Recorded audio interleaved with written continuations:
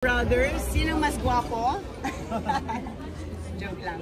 Anyway, on a serious note, congratulations to you. Thank you po. Carlos, I know you're very proud of your brothers. Improvement niya. Anong masasabi mo sa development niya? Kasi I hear you've been training together this year. Anong masasabi?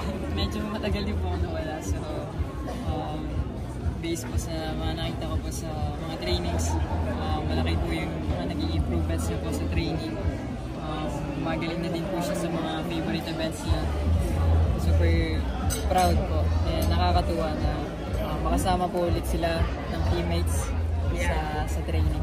Yeah. You said that your favorite events are floor and ball also. Parang him, right?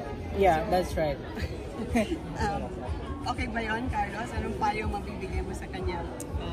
Talented naman po siya and malaki po yung opportunity para sa kanya. Tuloy-tuloy lang po yung pagtitraining and mas mag-focus po siguro sa mga goals niya sa buhay. Ako, masaya po ako sa kung ano yung ginagawa niya. As long as wala siya tinatabangan tao, hindi mabuti siya, okay na ako para doon. At kung di niya man maabot yun, proud na proud pa rin ako sa dedication and hard work na binibigay niya sa araw-araw na practice ko. Yeah. What are your goals for this year, Carlos? What's your mindset entering 2025? Siguro po yung ma-learn po ulit yung competition, ano po feel. siguro medyo nawala po siya and medyo matagal kasi din po ako nagpahinga. Pero not expecting to win and but expected ko na ibibigay ko yung best ko no matter what, matalo manalo. Marami akong learnings na matututunan this year for sure and magagamit ko yan sa mga susunod na competitions po. So SEA Games and World Championships this year, right? Asian and Championships yes. and SEA Games. Yes. Eldrew, anong masasabi mo sa unang-una sa Athlete of the Year award ng kapatid mo? Of course, my brother, Athlete of the Year. And gusto ko rin yung ganyang award, Athlete of the Year. And I'm so proud of him. Always, you know, I cried so much nung Olympics, nung floor. Siyempre, that's his dream and also my dream. So parang na-achieve niya rin yung dream ko, which is magkagod siya.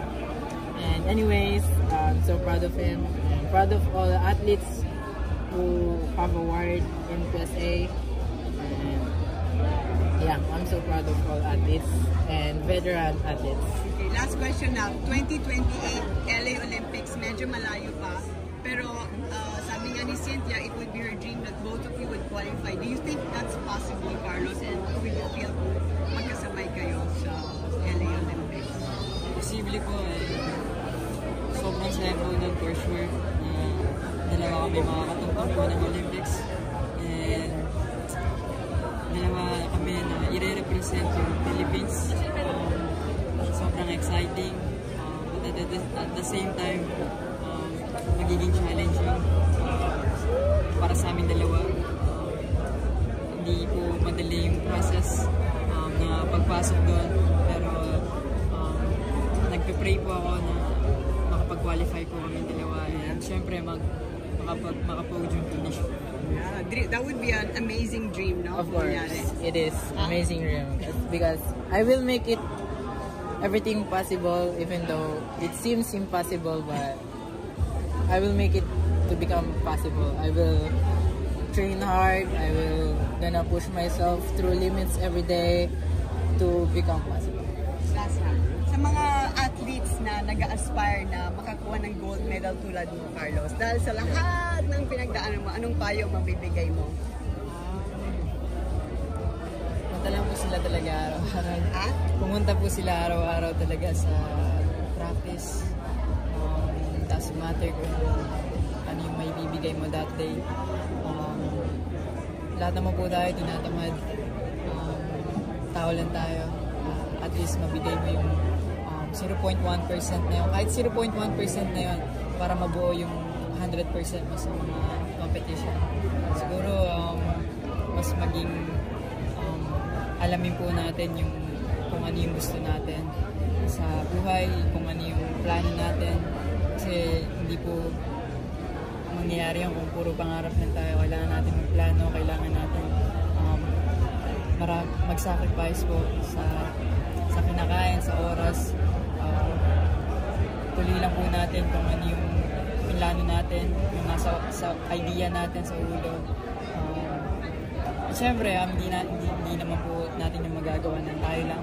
Maraming taong gusto sumuporta at susuporta sa atin. Tanggapin natin yun at isama natin sila sa magiging journey po natin. At pag nahihirapan, pag kunyari sobrang sakit na nahihirapan, ano? Huwag kakalimutan si Lord na kumapit sa Kanya, hingi ng tulong, hingi ng guidance, mandiyan siya palagi. At syempre, huwag kalimutan na magpasalamat sa araw-araw na binibigay niya. God bless you both. Can I have a picture with the two of you? Yeah.